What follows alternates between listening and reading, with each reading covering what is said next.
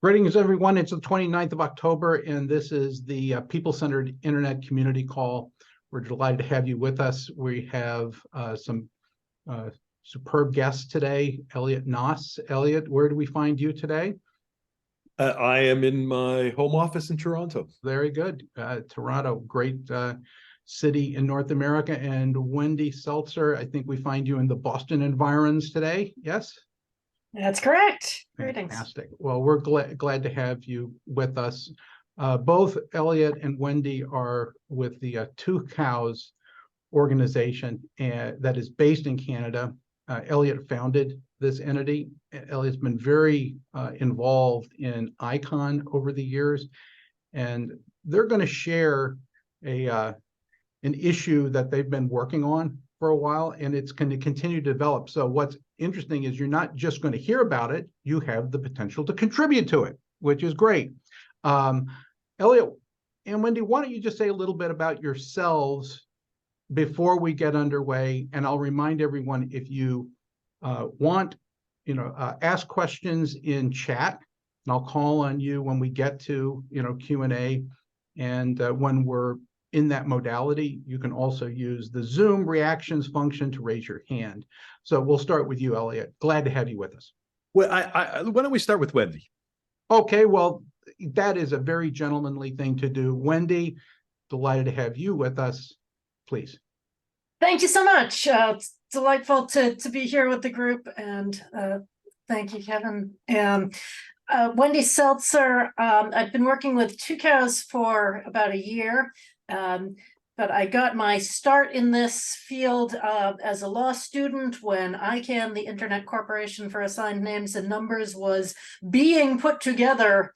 And I was a law student with the Berkman Center for Internet and Society, helping to convene some of those early even pre-board meetings and manage some of the infrastructure. So I saw the development of that sort of multi-stakeholder governance project from the beginning, and spent lots of time then and since thinking about how we can make individuals real stakeholders in governance projects. I'll just before coming to Two Cows, I spent 10 years with the World Wide Web Consortium, leading strategy on web standards. So I'm bringing all of that together into the identity project that I'm working with Elliot on now.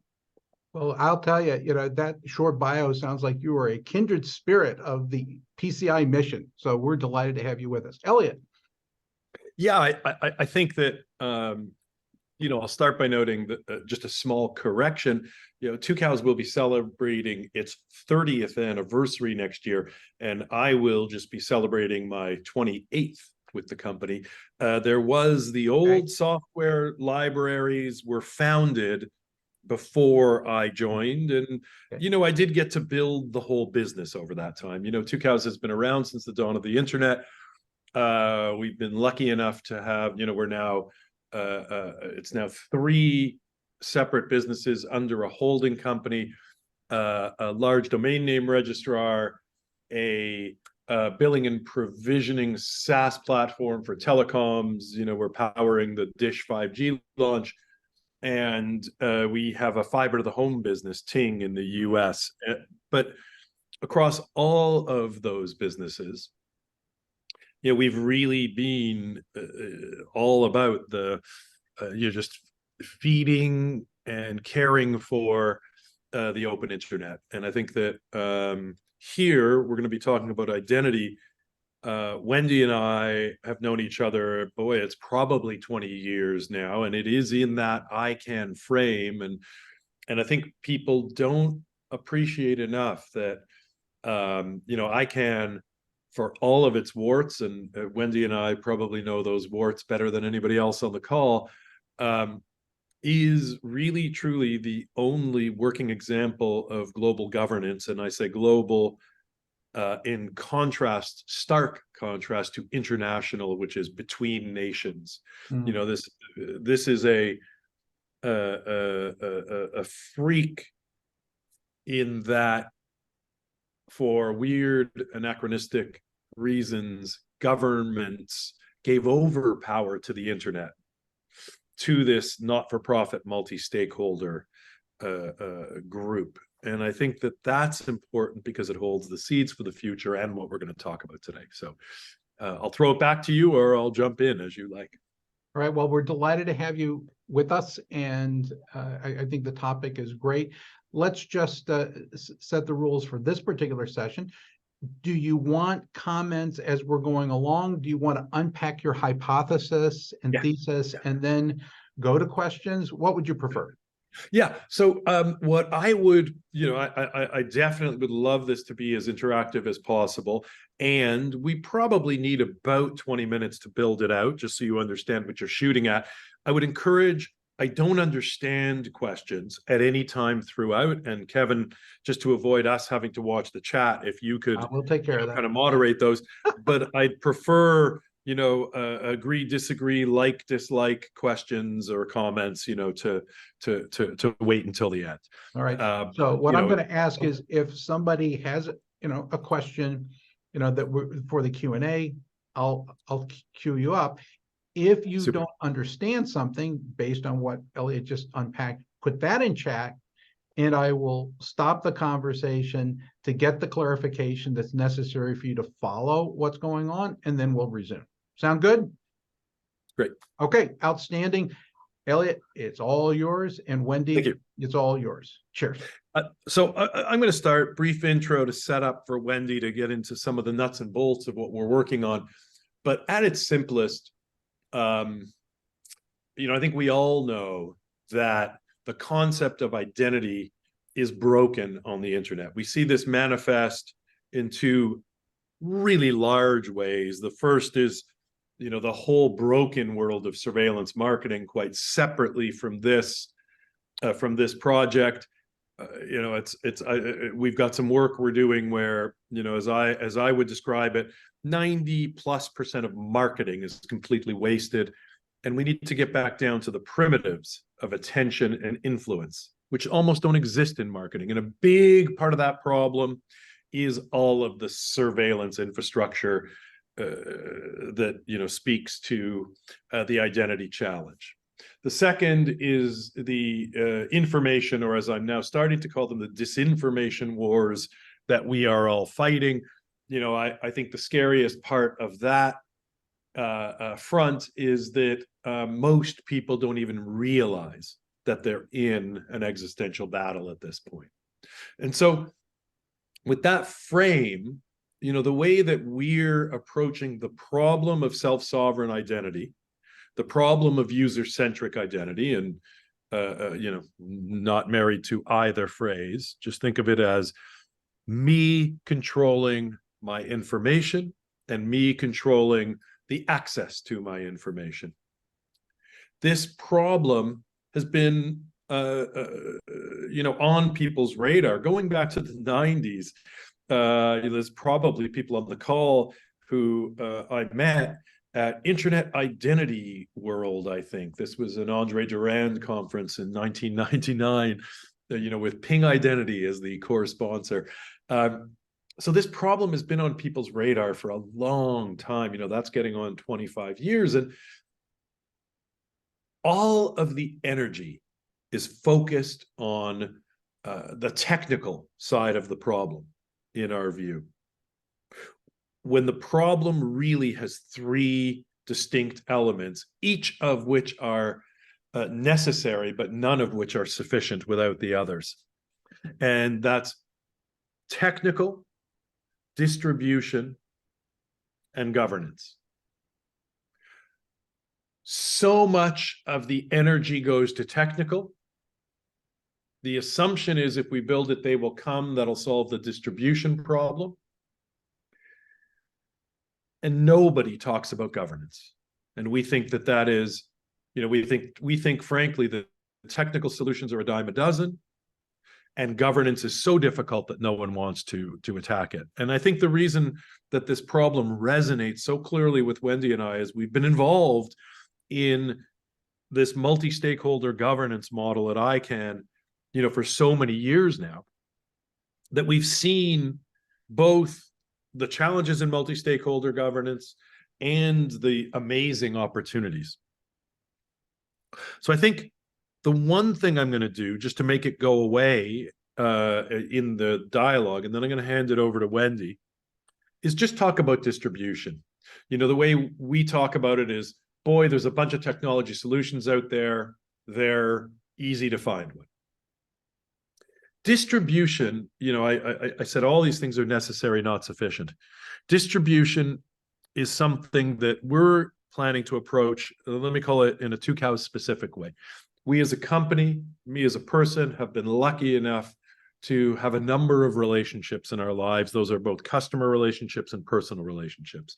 We have a simple hypothesis around distribution, that when you get to 100 million credentials issued in the world, you can achieve escape velocity.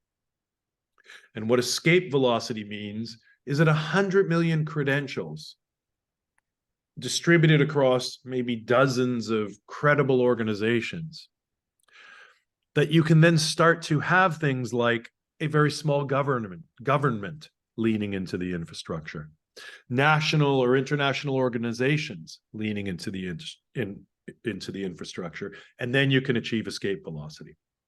The way we intend to do that is, again, primarily through customers and personal relationships. What I say next is not specific, but is just meant to be evocative.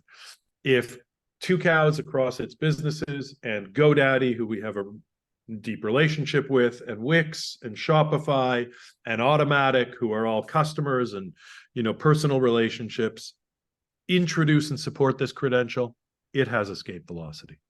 So all I'm trying to do by describing that is to take that problem out of this room. You know, that's one that we're going to tackle at a very tactical level. And so with that, I'll turn it over to Wendy to talk a little bit about the technology and then more about the governance. Before you go, let me just ask, just define in the context of this, what you mean by escape velocity. Escape velocity from what, right, to where? Sure. That's a great question, because I do use that term. It's very pithy, but I should unpack it a little. I believe that at 100 million credentials, and I say I believe because I don't want to impose this belief on Wendy. You know, she's heard it, but I don't want to stick her with it. That at that point, there's a governance infrastructure and a technological solution that's robust enough that it will start to attract interest from other companies, you know, who have nothing to do with it. Companies, governments at a national, state, provincial, municipal level. You know, just everybody has this problem of identity. You know, organizations, you know, Kevin, you earlier described the International Society of Service Innovation Professionals. Well, they need identity infrastructure, right? Now, so now, oh, great, here's this infrastructure that we can lean into. So I just see it as starting to, you know, become a bit of a gravity well that attracts other interested parties, and that builds on itself. Excellent. Thank you for just helping us understand that a bit better. Yeah, it's a great Wendy, question. I'm going to take the pin off of Elliot, and I'm going to put the pin on you. Thank you so much. So I just put the link into the chat to xkcd 927. If you're a fan of xkcd, you've probably seen this cartoon on how standards proliferate. There are 14 competing standards. Ridiculous. We need to develop one universal standard that covers everyone's use cases. Soon there are 15 competing standards. Yes, thank you very much. So that's, we don't want to be doing that for identity. We don't think we have the one technical solution that will subsume all of the others, and that instead will just be yet another one alongside. I was at Internet Identity Workshop a couple of weeks ago, and participants were asked to make Post-it notes with the different organizations that they were participating in relating to identity. And I wish I had taken a photograph, because the wall was covered with colorful Post-its of the number of different organizations that are trying to make sense of the identity challenge, and the number of technologies and technology standards bodies. And many of them have specific places that they're focused, specific pieces of the stack that they address and solve. And so the governance challenge, as we see it, is how can we bring people together to negotiate the pieces of identity that they want to reveal and exchange in contexts that make sense for them in privacy-preserving manner. And so we take those technological developments as given. Before I started speaking, I saw someone post into the chat about the India stack and their identity solutions.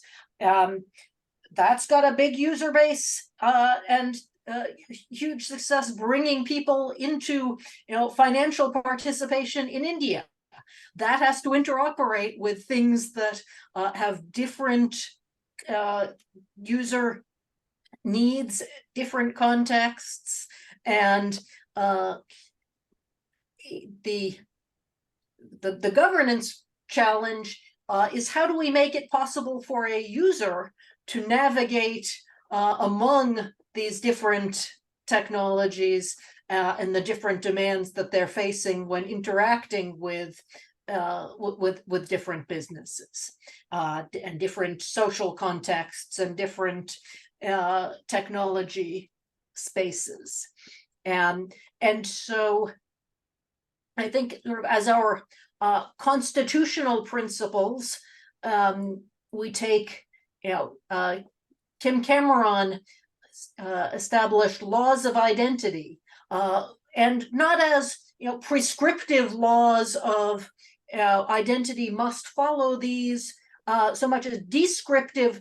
To succeed, an identity system must have user control and consent, minimal disclosure for constrained use, justifiable parties, directed identity, pluralism of operators and technologies, human integration, and consistent experience across contexts. These are systems that put people at the center of the use of identities, and people at the core of determining where to disclose information and where to withhold it. And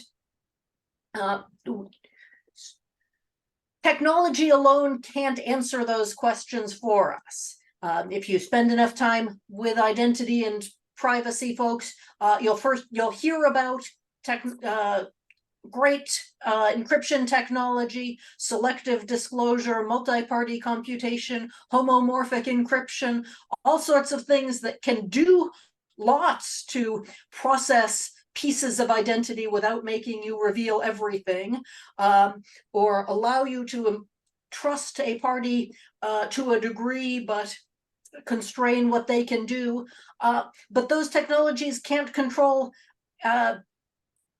all of the social interactions, and all of the encryption in the world can't block some of the linkages of components of identity that we reveal just by navigating through the world and doing the same thing multiple times, and data analysis in the background will recognize it as, that must be Wendy coming back again. Let's see if she'll buy the item in her cart this time.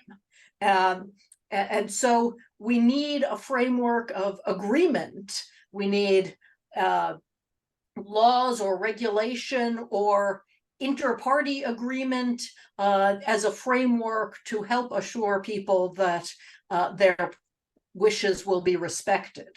And that the governance that we're looking to build is a multi-stakeholder engagement in which all of the participants in that identity system can agree to respect users' wishes and then make that commitment to users that allows people to trust that their identities will be protected when they interact. I think I will stop there and hand back to you, Elliot. I was just oh wait, am I able to talk now, Kevin? Without Absolutely. Yeah, okay. I just didn't know if No, if everybody, flip your open mic my is mic or open. So something. Wendy's mic's Yeah. open. Yeah, I you know, I'm halfway through. I was enjoying kind of going back and forth in chat, but you know what I think I will say here to close is, look, that what we intend to do is to do an internal implementation so that we have a reference implementation in a 2Cows property.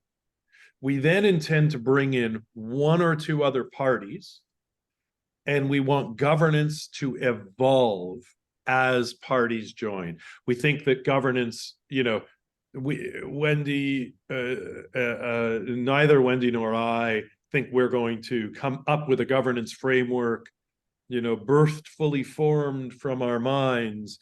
You know, we think what we need to do is to try and get a start point for governance out there, and then iterate as we actually need governance. You know, if you think about it, when we're just using this internally, we don't need governance. The second you have a second company, well, now you need governance. And I'd like to provoke the room a bit with, you know, a part of the challenges that Wendy and I are working through is who are the proper stakeholders. You know, this is a great group for us to over time bring you know, some of the underlying principles in for people to shoot at and help us inform the work. You know, Kevin, you said at the beginning, you know, this is something that's going to evolve, and this is something that you know, is going to iterate, and this group can, you know, be of value, and that is absolutely true. You know, Wendy and I want to get this far enough along relatively shortly that we can start to build some community around it, and that's really just a community of ideas.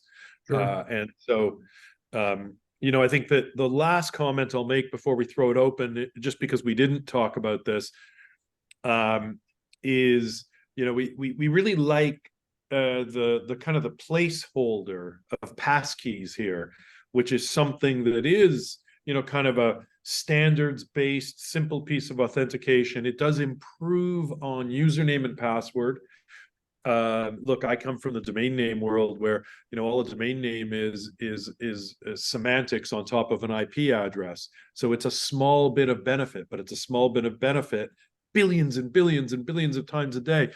You know, I think it's similar here with identity technology. You know, passkeys relative to usernames and passwords are a little bit better, but we authenticate as humans across services billions and billions and billions of times a day. So in today's passkeys implementations, you know, you have your Google thing that's, if you're using it, you know, you're using something in the Chrome browser, and then that's where you're using that piece of authentication, but you don't control it. You know, if it's an Apple passkey, then it's sitting on this device or your other Apple devices, and that's, you know, these silos. But imagine if you had your own passkey. You know, if you had one that we had enough escape velocity, to go back to the previous concept, that there was pressure on Apple or Google to accept. You know, and I'm going to say that, and then I'll throw it open here. You that to me is where we have what are the markers of success? Some small but important third-party organization adopts that becomes part of this community with the governance model, and then victory looks like one of the big five, one of the big identity silo providers accepts the credential. So I'll stop there. So I'm going to try to summarize the ethos of what I'm hearing before we go to Q&A, and just tell me whether I'm in the right neighborhood, right? It sounds like what you're leaning into is, a governance is kind of it's like an operating agreement. And, the fact is that, if you form a C corporation, it's very rigid, right? It's architectural in nature, but if you form an LLC, it's like, what do you want to promise to each other, right? And so what you're doing is you're moving from an architectural view to a living systems view of what are you promising to each other, and that should evolve over time as opposed to remain, right, what you decided at a moment in time. Yeah, so I think that's true, and okay, because you rightly highlighted the need for this to evolve over time. If we were trying to do something like this, or if the world was trying to do something like this, 25 years ago, privacy had not emerged as a, sort of a discipline in and of itself. And obviously, when we are putting together who the proper stakeholders are, privacy interests are super important here. What is the privacy of 2045? Right. So you've got to leave room for evolution. All right.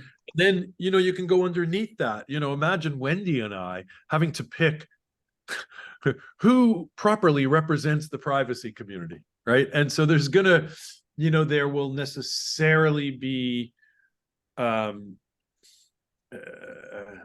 I want to make all sorts of derogatory terms. So maybe I can summarize with, there'll necessarily be all sorts of subjectivity as we come out of the gate here. But if we've done our work well, we can create at least the primitives of a system that can evolve and build on itself. And I think we can all see that in nation state governance, I have a view that all democracy today is sclerotic and broken. And to me, that's primarily because the right the right ability to evolve wasn't built in. All right.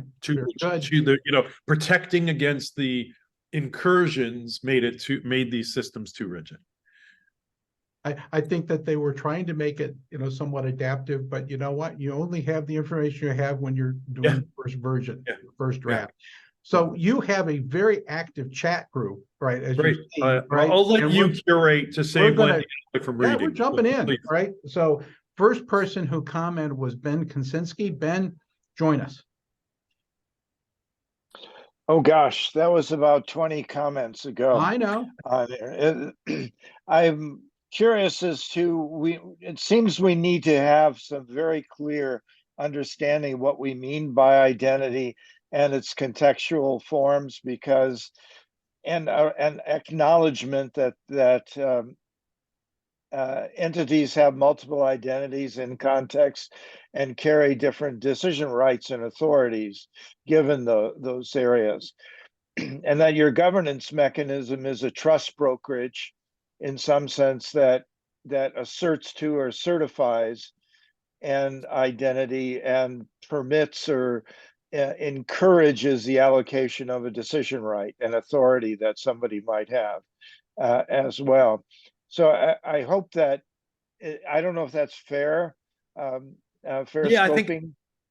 So I think, in the interest of us covering as much ground as possible, I think, and Wendy, you'll correct me if I'm wrong, I think we would both just heartily say yes. And then we could each spend 15 minutes agreeing with you if,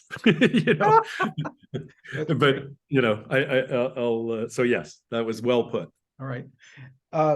Doug Coolin, you put some comments in there again early on, so I'm calling on you to join us now. Yeah, and of course, Guy and Mark also made similar Oh, comments. 100%. I've got a long list. Yeah.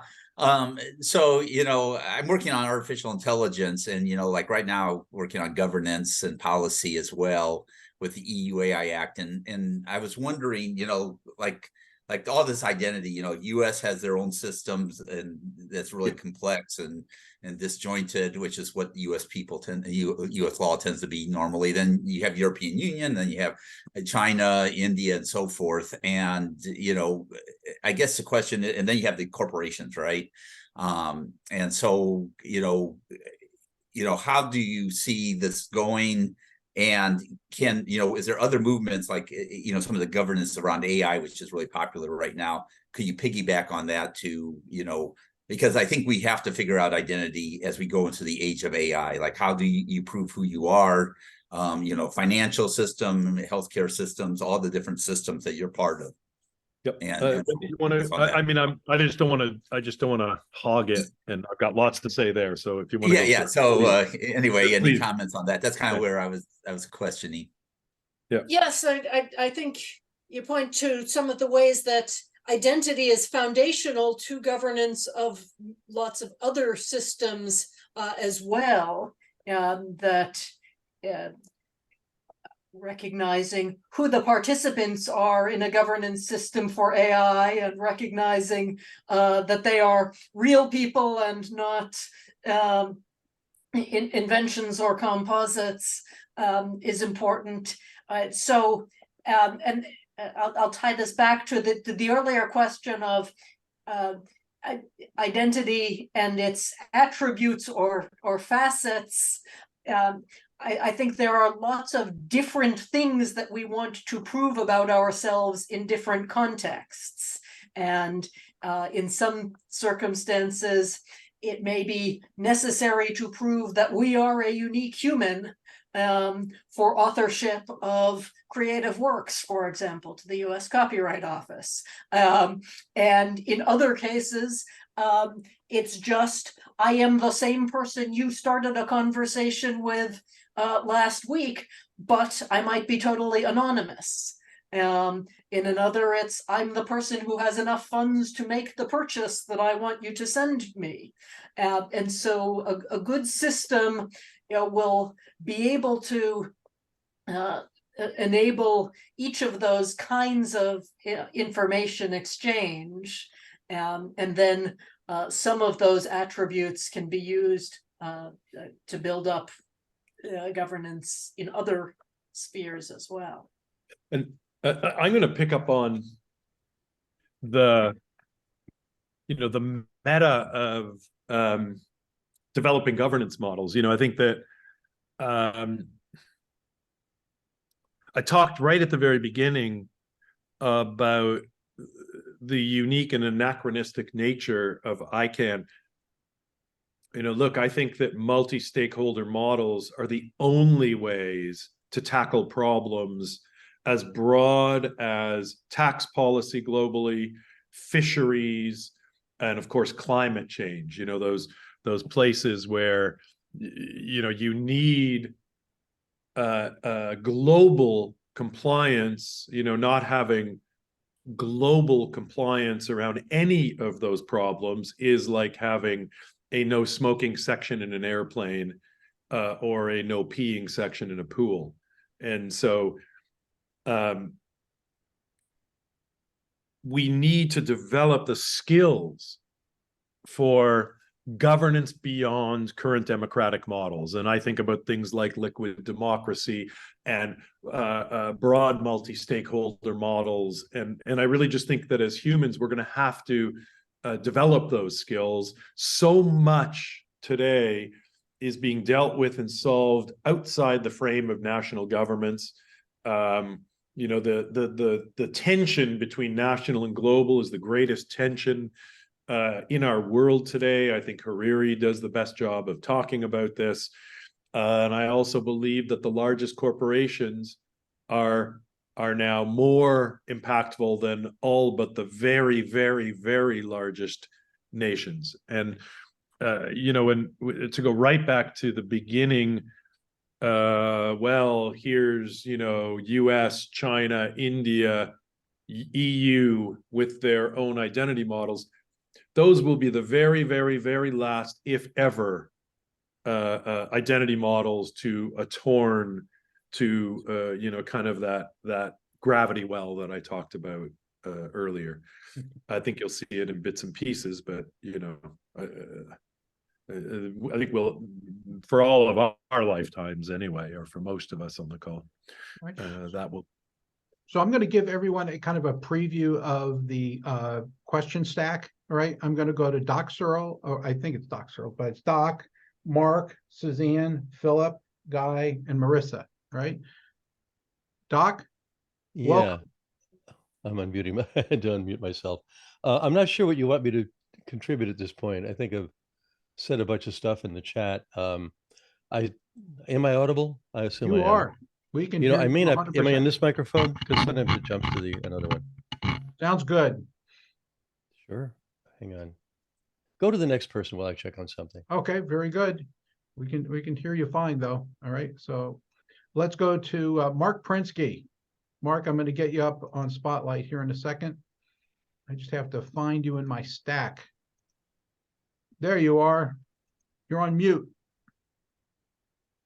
Mark, you're on mute, sir. Oh, I know. I hear you. Am I on? Can No, you hear you're- me now? We can hear you now. Good deal. Okay. This is later, whatever this is. Okay. Hi, everybody. This is a great discussion. Thank you all. My perspective is that all these things, privacy, ownership, property, identity, are really in flux in this era, generationally more than anything else. And so the question that I really had is, how do we find out? Is there a way to find out where this is going, what the younger people want, what they're going to become? Because if you deal with the adults, you won't get anywhere. I love the idea of ICON being an exception and maybe a model.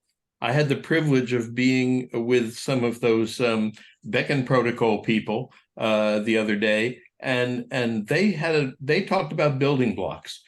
First, we want to just give everybody an identity. Then on top of that, we can exchange payments. Then on top of that, we can do this. I want to connect young people with problems, for example. But all this ownership and privacy and stuff really has to do with the haves versus the have-nots. Because those of us sitting in those pretty places that you guys are both in, and people who have stuff, they always want ownership and identity and privacy and all this kind of stuff. If they're sitting in a tent in Gaza, they're maybe less concerned about those kinds of things. And so I think that's a huge issue and a reason why consensus is hard to reach, because it really, people at different levels in the world have very different interests. Yeah, I think so. Good. I want to, Wendy, if you don't mind, let me start with a statement. I think that the more disaffected you are, the more benefit you get out of owning your own identity. So I don't see at all identity ownership really owning the primitives as flowing from property, because the more power you have, the more property you have, or at least they're highly correlated, the more ability you have to work inside of the current identity silos. Mhm. So for me, the most marginalized are the ones who most benefit, and I'd start there. The second point I'd want to make is I love the idea of building blocks. Wendy and I talk about building blocks. In a perfect world, at a technical level, we would have complete interoperability with Beacon, just like we would with passkeys. And at some point, what Beacon is doing is ignoring the governance. Mm. They're just, as most people do, because it's a really, really hard human problem. You know, they're solving good, important problems today, but they're still doing it with a centralized, not open governance model. My guess is if you said to them, what is your governance model? That the response is the response you would get is, what do you mean? I don't even understand what you're asking me. And by that I mean, you know, if you start to pose questions like, well, how would these interests get represented? How does it evolve over time? How do you decide who, right? You'd be met with blank stares. So I really want to highlight that we're just kind of approaching, you know, sort of most centrally in what we're doing, we're approaching an area of the problem that we just don't see a lot of attention paid to. You know, back to the earlier point, I think we could totally learn from work with love to, you know, sort of benefit from this work that's going on in AI governance now. And, you know, back to contextual governance now, the stakeholders are going to be very, very, very different. All right. And that's, you know, part of the what the fascinating part of it, I guess. Wendy, did you want to add anything to that? Sorry, I was scrolling, trying to capture some of the vibrant discussion going on in the chat. Yeah, that's great. I've been doing that while you're talking too, so that's great.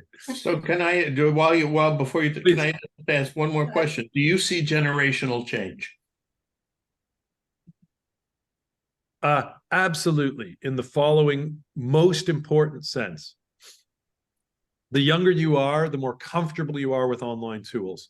The younger you are, the more flexible you are in governance frameworks. The younger you are, the more comfortable you are thinking about a global frame as opposed to a national frame.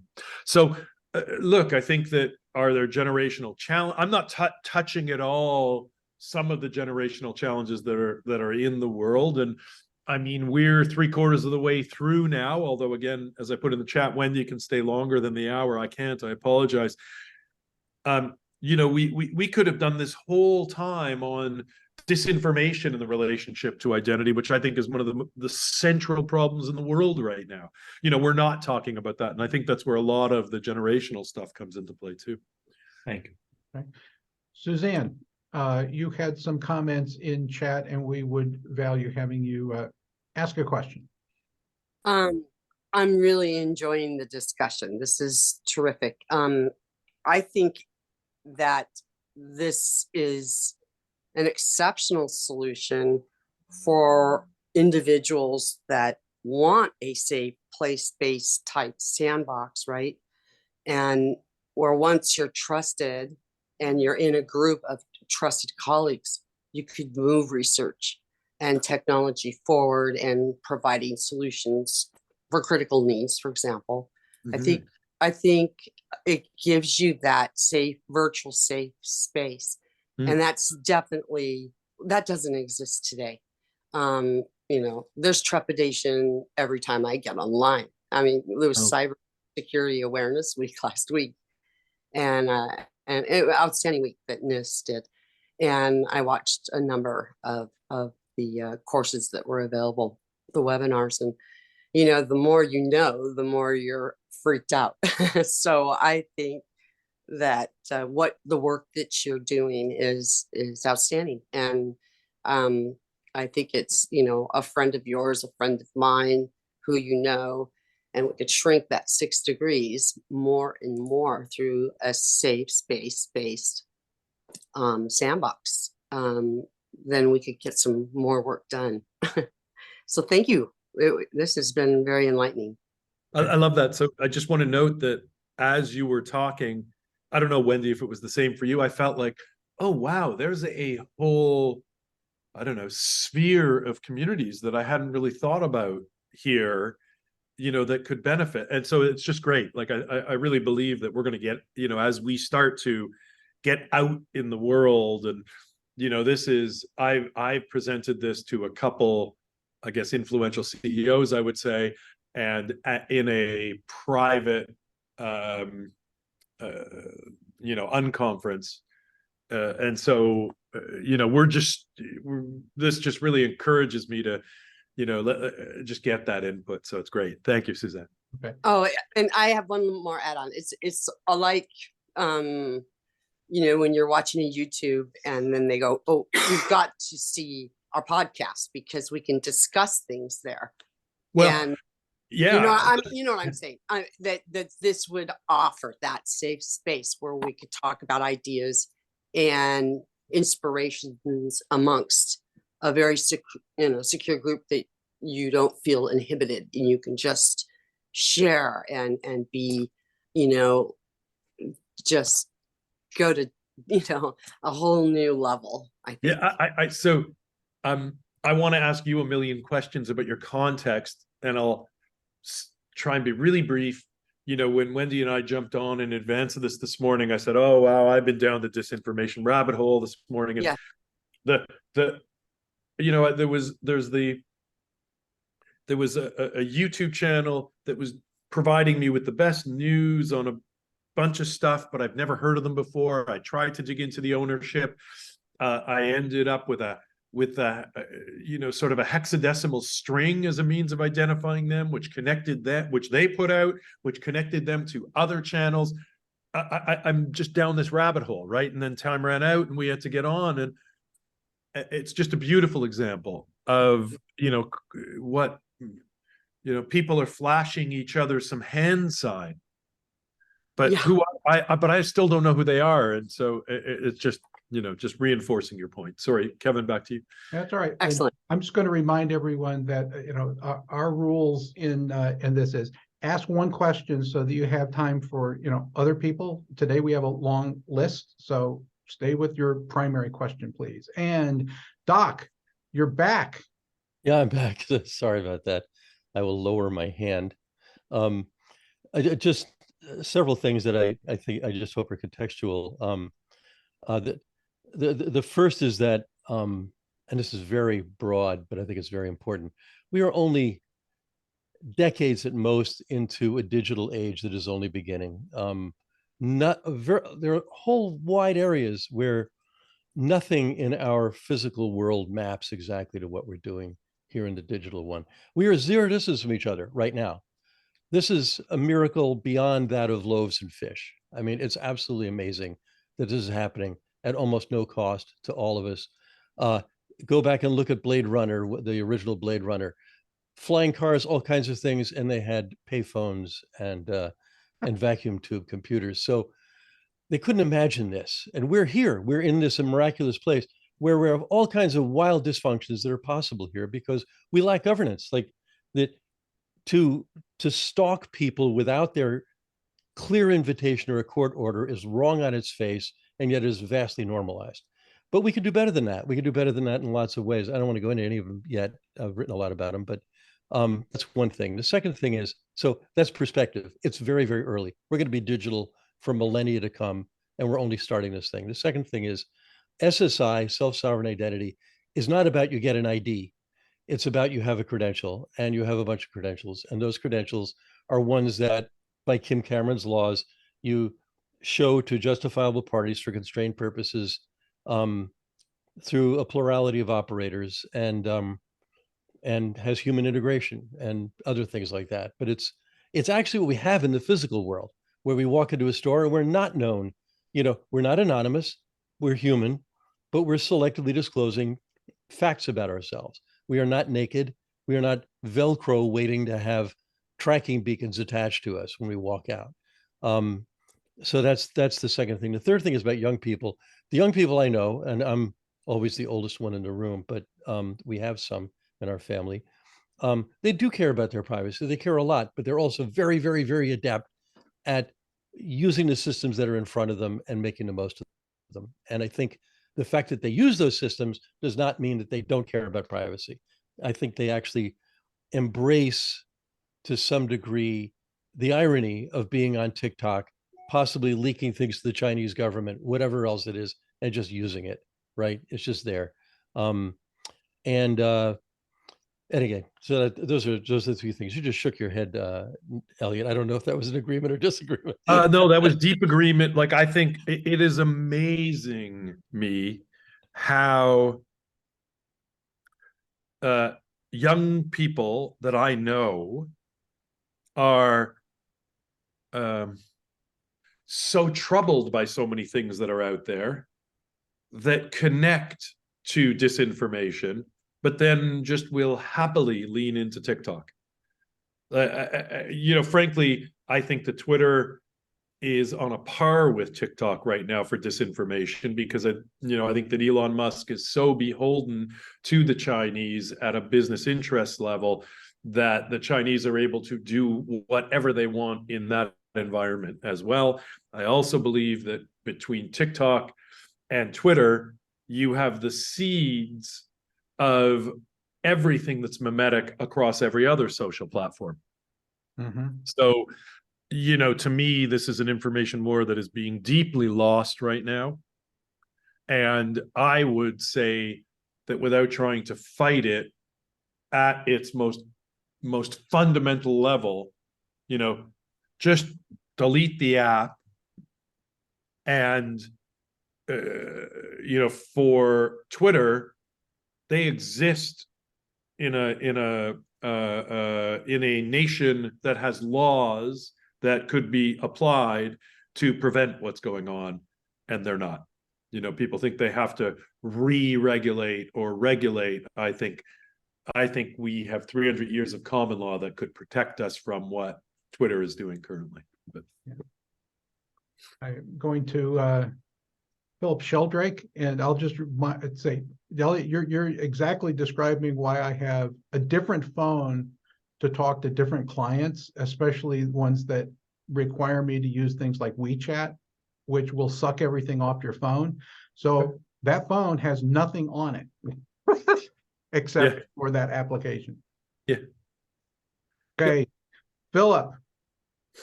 Hi, thanks very much. Just to say, it's what are Sundays for, really? I mean, to get together and talk about what I consider to be the #1 challenge in computer science. It is the #1 challenge because computer science and social sciences don't make comfortable bedfellows. And I'm eager to work with you on the challenge you've just described, particularly when the governance involves the plurality that you referenced, 100%. But at the same time, I'm reminded of the phrase that wisdom starts with the definition of terms. But we didn't start this conversation with any definitions. And the definition of terms builds up to a concept, and we didn't start really articulating the concepts we're grappling with here. And the collection of concepts is the paradigm. And we have a paradigm clash. It's a really uncomfortable paradigm clash between all of the disciplines that study human flourishing and computer science. And what we're talking about here is, well, let me put it this way. I went to a conference here in Amsterdam last year, and they were talking about identity and reputation and credentials. And it occurred to me that the panel did not know what they were talking about. If you have a collection of nuclear physicists on a panel, they are collectively deeply cognizant of the dangerous materials that they're dealing with. We are dealing with primitives far more dangerous than those nuclear scientists. And that's not often recognized. If it was recognized, we would be gathering people who were psychologists and sociologists and ecologists and political scientists. This is not just an interdisciplinary challenge, it's a transdisciplinary challenge. We need to fill in the gaps between the disciplinary silos. And to believe, as I think you're saying, that we're ready to just get all of these amazing big internet companies together and start doing shit, I can't help but think the quality of this conversation so far indicates there's a way to go before that. Yeah, I know that Doc probably is agreeing because Doc's been around here longer than most all of us, but we're not there yet. Yeah, I think there's two things that I really want to tease out. There's a lot in what you said, again, much like what Suzanne said, that I want to ask you a million questions. But the two things that I want to start with is, when we're talking about, my words now, not yours, defining the start point. for me, Wendy and I are using shorthand, Kim Cameron's laws of identity. So there's a shorthand in that has a lot of paradigmatic, definition in it. And we could probably do 2 hours just talking about those principles. And, so we are cheating by using that shorthand so that we can move into some of the meat of the conversation here. So I identify that, kind of on, and it's necessary. And I don't know if everybody's familiar with Kim Cameron's laws. And I don't know if, when you hear what we're saying, you immediately sort of impute those definitions in, but you should. And then the second thing is, and this is a concern, Wendy's the one who's doing the work, and I'm, sort of just kind of her, feeding her rum and rations as we go along. And this is super long-term. Why you hear me talk about, Wendy will come to the end if we can get kind of just, that we've made good traction on the internal implementation at a technological level, which you've heard me say doesn't matter at all, right? The technology is the easiest part, well, then that's great, right? And that's a year. We need to get a governance framework out in the world. I think when you get a second and a third party now joining in using that, we could spend a year or 2 on just that checkpoint, and so I guess all I want to do with this second part, the first part is, hey, there may be more definition than than we could sort of share here. We used the shorthand and cheated. And the second part is, boy, I think that we appreciate the complexity of the problem, and we appreciate the long time arc that this is going to take. So, for me, all we can do is get out, and start beating it, and, and refining it and improving it. And, it's like long crawl, long walk, long run. So, yeah. We still have some people have questions, but I know that we're at the bottom of the hour and you have family obligations, Elliot. Yes, I do. It's 12:28 and I'm going to cheat for 5 minutes. So we've got 7 more minutes for me. And then Wendy can stay. So excellent. I am going to then take my spotlight off, and I'm going to ask Guy Huntington to join us. Guy? You see me? Hang on. Good There morning. you are. I want to salute you guys. I really, really, really, really respect what you guys have done over all these years. And I began at the Burton Group conferences like in the early 90s. And I met Kim Cameron and I revised his laws, his principles, because I didn't think they were up to date. But I really, really, really respect you guys, because you guys are walking down a very difficult road, trying to bring everybody together at a governance level, which is damned hard. I took a different tack than you folks. I decided to go after legal identity, which is the core of it. And it's even worse than what you guys are fighting, because it's all at the state, local, provincial levels. And that's where I've put my efforts in. And I'm talking to governments around the planet. But I don't want to basically talk about what I'm doing. I just want to salute you guys and sort of doff my hat and kneel to the floor and say, keep going, because what you guys are doing is, what I'm trying to do is sort of manana, and you guys are working in the real world, trying to make things go ahead a little bit further every day. Nothing more to say. Thanks tons for that. I do want to note but we're going to need all the help we can get. And you may have great visibility to smaller, more nimble, government participants who will be so valuable, as we start to, create a gravity well here. So please, make sure you share that stuff. If you guys want, we can set up a chat, just have a side chat, and I'll try and help you from the side where I can. But I'm just a power one. Yeah, it's great. Look, this is, this chat is a bit of a VRM all-star game. And so, maybe we'll get Doc to curate something off to the side as well, like a working session or something. So yeah, exactly. That would be great. But way to go. Keep going, you two. Okay. Thank you very much. Marissa, if you can join us, you've been very active in chat. We would be delighted to have you join our conversation. Hi, everyone. Very happy to be here. I've come in and out of these meetings. Obviously serendipity had me join today. I am grateful for the work that both of you do. I'm grateful for the work that all of us do. Otherwise, we wouldn't be here. That's just true, right? I really, for me, the biggest questions really got, and they're questions and they're invitations. I think of questions all as being invitations. I do work with young people, thousands of them. I do work with young people in New York City and other very big cities, Western cities, non-Western cities. We are not capturing their information. Let's look at also, I just want to call out, please, if it has not been said or noticed, let's call out the makeup of the people in this group.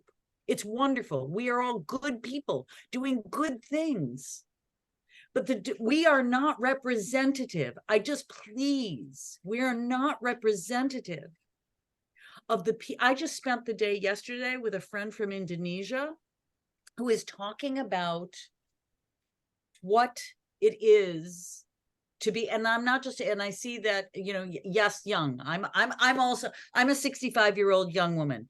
The thing is, No, I'm making fun of. I'm agreeing with you heartily. I consider myself a 65-year-old young woman. Yeah. No, I'm agreeing with you. Yeah. The thing is, we are not, and I go to like what I resonated a lot with what Philip was talking about. We are. This to me, I've been doing my own research. I'm gathering my own research. I'm actually the co-chair of AI ethics education for IEEE. I mean, it's not just as and just as a visitor, I'm actually a transdisciplinary specialist, which is, by the way, not the same as multi-cross or inter, just that is not. It's messy. And to your point, Elliot, when you were saying, it's going to take time. Most of it is the invitation that it's going to be messy because we're dealing with this is an emergent issue. This has never been done before. And we have all of these models and paradigms that everybody's trying to well, this is what was done and this is how we can do it. And we're going to hang on to this. We have no coattails to hang on here. All of the work is built. The work that you have done, the work that Wendy has done, the work that each person in this has done are contributors, and they do help, but we don't necessarily, and they can help us navigate how we can, but this is really emergent. And I can say to you that I'm talking about at least 3,000 young people. 3,000 young people who feel completely colonized as Black and brown people, not white. I won't say non-white because that's a bullshit statement, because that assumes that everyone is white. The global majority is not. Not white people very often feel that the anonymity is welcome. Yeah, I'm going to say, yeah. And I'm sorry. So this is one of those. Just, I apologize. I want to let you continue. I just want to make one comment. I gotta go. So I apologize. I can hear but I do want, there's two threads I want to pull on there based on what you said. I do feel weirdly like we do have something to build on with the ICANN multi-stakeholder model.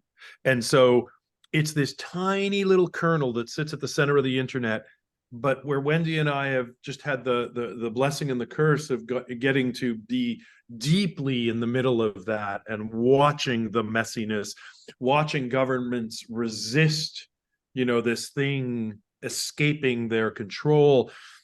There was so much learning in that. That's the first point. The second point is, I mentioned right at the very beginning, we've got a fiber to the home business.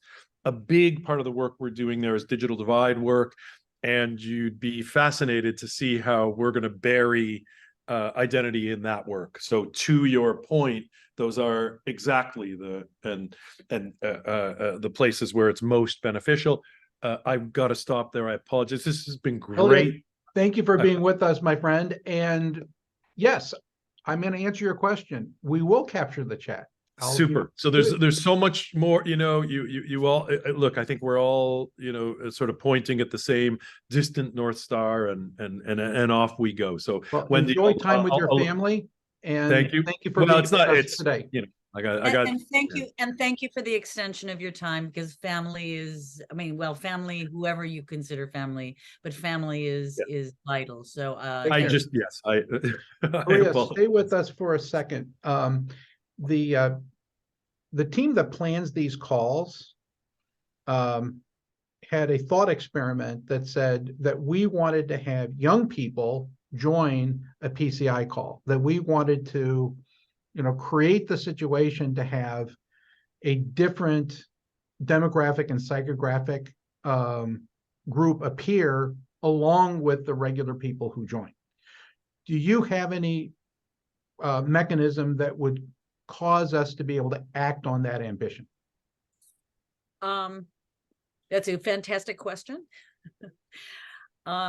Remember, it was a thought experiment, and we were trying to struggle with how to do it. Okay. I understand. The thing is, the answer is yes, and is that there is some things that would have to be set in place in terms of agreements. And I think there was a discussion about this with Philip mentioned this, I think if it was Philip, it goes to terms, agreements, young people who, first of all, there's no one else that's young. They don't want to be, it's no different than anybody in a diversity discussion who says, I'm going to be the only Black person in this room.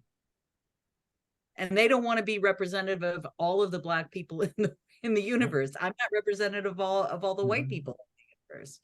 And so I think in order to do that, I think it's a fantastic question, Kevin. And I would be happy to work with you on it.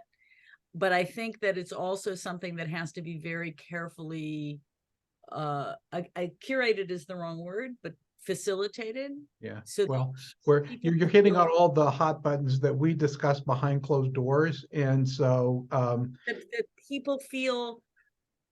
Again, I'm going to use the word invited. Invited is one of my favorite words. Yeah. Is even asking, or certainly not teaching. Is how do we invite people who already feel that they are not included to be included? And so I think that those are some I again, happy to brainstorm. With the limited time I have, but I'm happy to brainstorm. So we also have Mark Prinsky saying that he's interested in chat. We're going to go back to the main topic. Thank you for spending a moment on that, Marissa. Appreciate it. All right. So yeah, and just as you're Wendy. moving on, I think the involvement and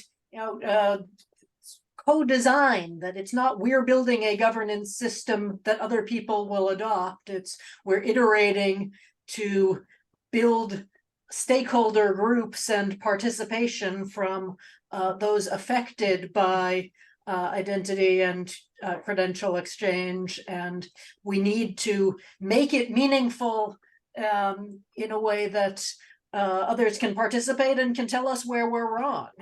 100%.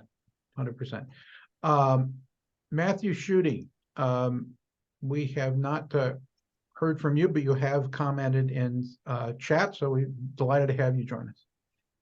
Yeah, I think most of my comments were just sort of pointing at other articles and things, Philip's work. Well, then we'll others. honor your contribution by reference. But fair enough. How about, what do you think about what we're discussing here, though? I mean, the topic.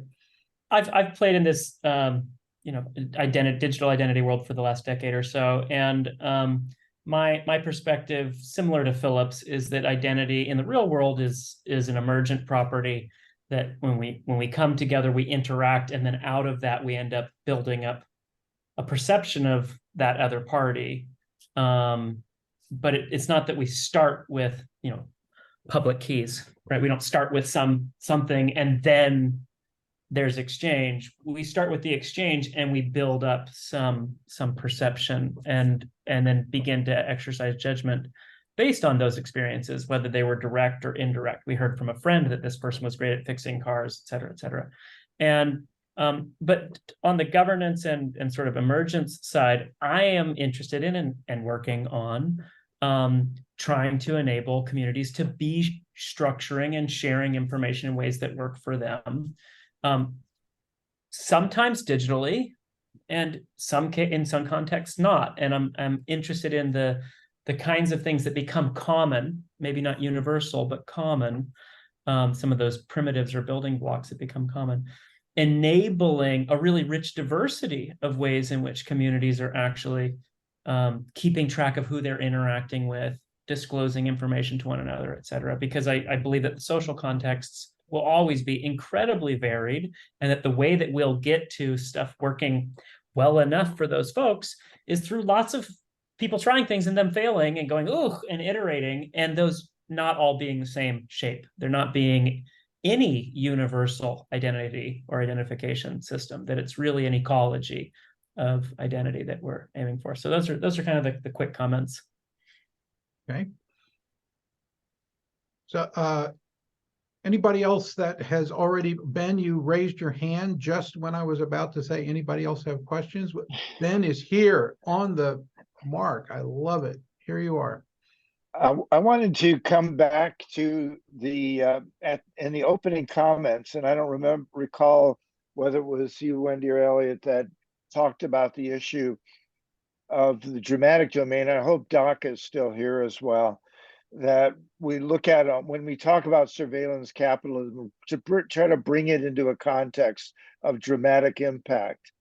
That we have a pathology of extraordinary perversion of attention and perception of influence going on, and we have a perverse incentive for entities like Alphabet and Facebook to who have advertising as a dominant revenue stream in the 90% range.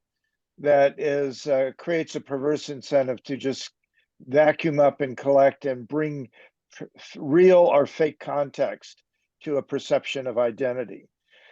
I want to know how the type of initiatives we're talking about in governance might create a nuclear attack on that pathological model, and how it will be react.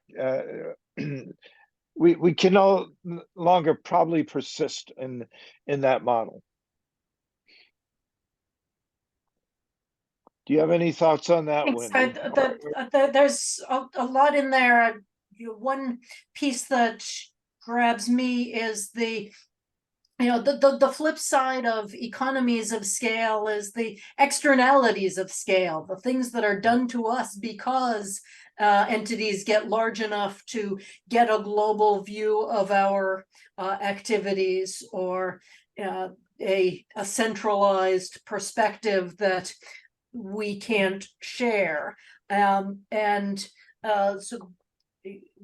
connecting up to Matthew and some of the other earlier commenters, ideas of bringing back the value in smaller groups and smaller communities, and enabling them to establish different boundaries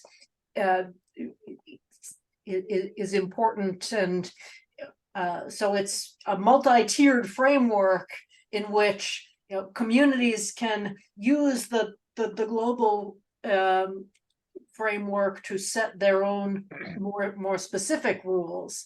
Now, I think you're also suggesting that entities that benefit from the current system will fight back against the dismantling of the powers that they have, and so a piece of the governance challenge is figuring out how to give them a stake in a better system also. Right. And when we're trying to develop a governance alternative, we can't be building something that enough powerful entities see it as something they can just ignore and route around. They need to be part of the compromise and seeing that their best alternative is to negotiate and not defect. Yeah.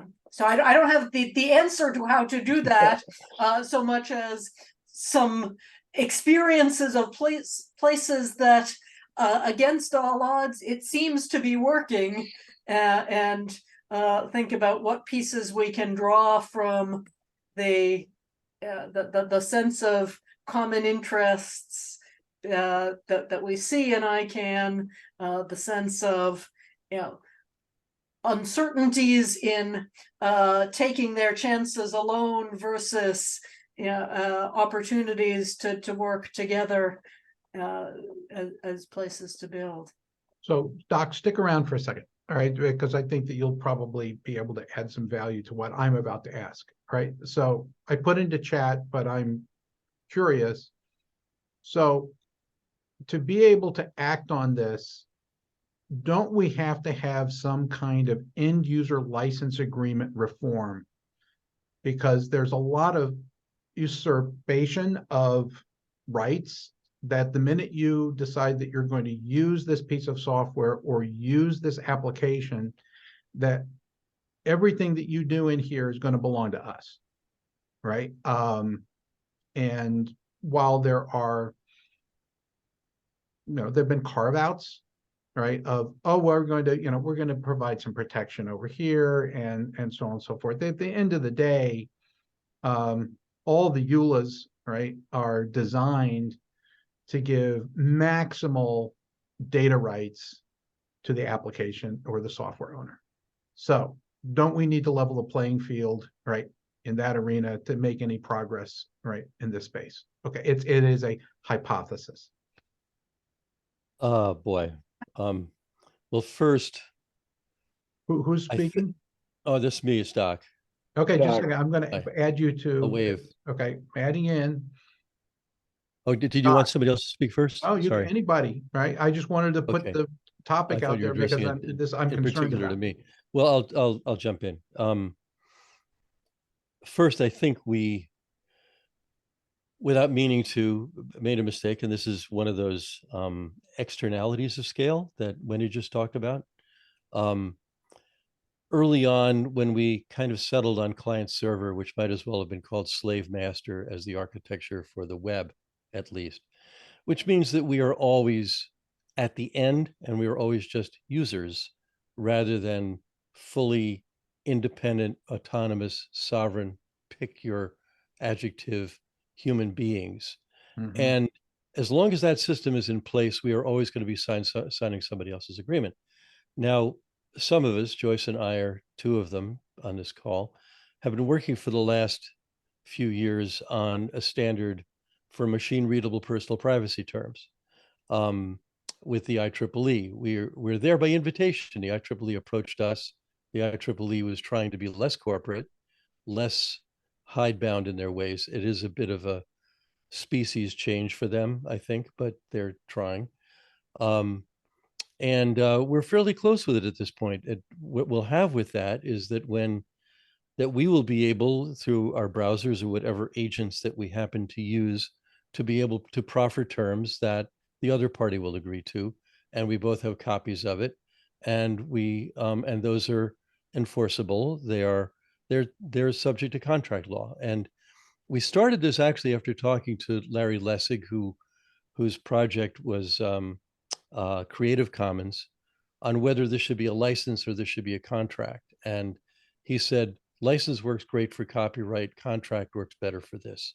So we're really talking, we have implicit agreements when we walk into a store and we are not followed. We have implicit agreements when we walk down the street that we don't need to know everybody's name and address or anything else. These are social graces that we have in the physical world that are absent in the online one, and we need new conventions here. This is one small one.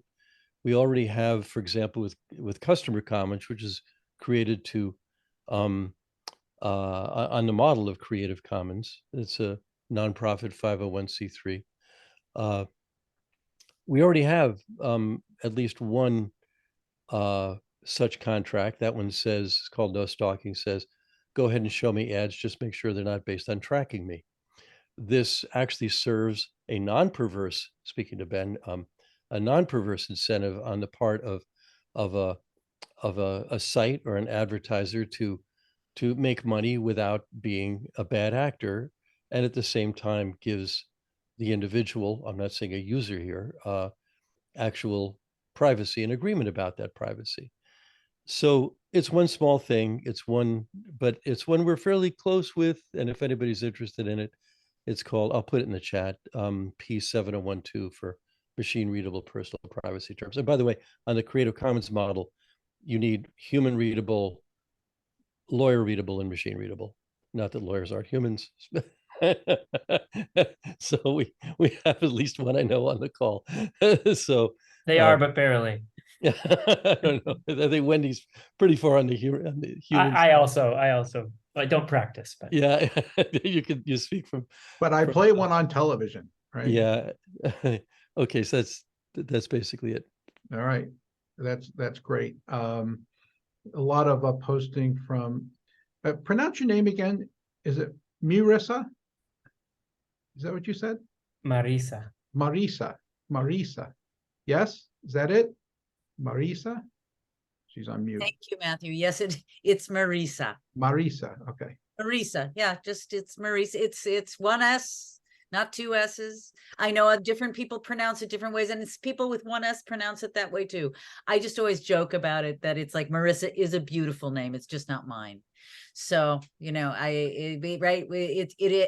as I think Mark posted, calling people by their names in the way that they're actually pronounced is one of the most powerful tools to connect to human beings. 100%. And that's important when we are speaking with, I'm a psychologist. It's when we're speaking with people who are not necessarily Westernized or from a typical background, that it's a really important practice. But I always do like to joke about it because no one ever mispronounces your name, I don't think with bad intent. So we're gonna get the whole package here. Pronounce your last name. Oh, the last name is easy. It's just phonetic. It's Zalabak. Okay. Yeah. Well, I mean, I don't want to make any assumptions, right? And I appreciate that. I really do, Kevin. That's very sweet. Thank you. All right. Excellent. So we're coming in up to the top of the hour, and I want to see if there are any latent questions that we have not asked, topics that you want to pose to Wendy or discuss, and then we're going to reserve 2 minutes for you to summarize, Wendy, and we will come to the, you're saying, hey, I don't want to do that. Okay, well, that's okay. It's what we usually do here, but we can break protocol. Any other questions, thoughts? Mark, I saw you in chat saying that you would be glad to collaborate on getting young people to join a PCI call. Thank you, sir. Greatly appreciate that. We will be in touch. And a shout out to Jim. I have a new cover for my book. All right, fantastic. To Jim Qualley. He's a good man. He is a good man. I like it. Well, with that, Wendy, let's just get a couple of thoughts, and we will. Yes, thank you for a rich conversation. I was laughing at the challenge of taking 2 minutes to summarize all of the ground that we've covered, and I think I'll try to pull out a few points that I'm taking back into further thought. One is that it would be helpful to people to be more precise on the definitions of identity, and it might help to think about that we're looking for the wallet or carrier of identity attributes rather than a singular identity that we take into all of the different contexts in which we operate, and maybe we're even helped in some of that by other work that's going on in wallets and not just currency, but attributes and verifiable credentials as components of the way we present ourselves, and that building to a global governance of that ecosystem means working with and from lots of different communities who may have very different needs from identity attributes and very different notions of how to govern themselves, how to participate in governance, and what they want to see as results from governance. So working in ways that respect all of those different modes of operation and participation, and that don't assume that each group can show us a leader who will participate in the next stage of discussion, but that they can show an engagement, and that too requires resources. We can't assume that everyone has the same resources, time, and availability to participate in a governance project. We need to be able, a truly global governance needs to be able to support participation from those who are least able to participate on their own. And we need to get all of the incentives aligned so that people are encouraged to engage in rather than go around and ignore and break the promises that we're trying to make through identity and trust here. So it's